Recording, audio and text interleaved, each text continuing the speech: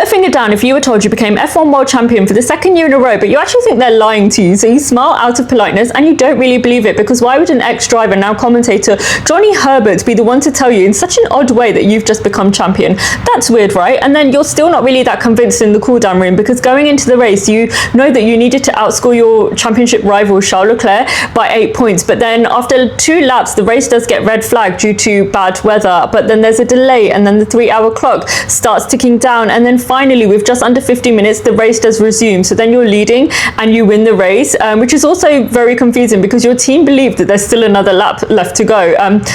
That's a different story. Anyway, you win the race with only 28 laps of the 53 being completed. And then when it does come to the championship, and this race specifically, your rival Charles Leclerc is set to finish P2. But actually, Charles is then given a 5-second time penalty for cutting a chicane on the final lap. So then he is demoted to P3. And because less than 75% of the race was completed, naturally you think that reduced points would be given, and that would have kept Charles in championship contention. But no, nothing is ever that simple in Formula One.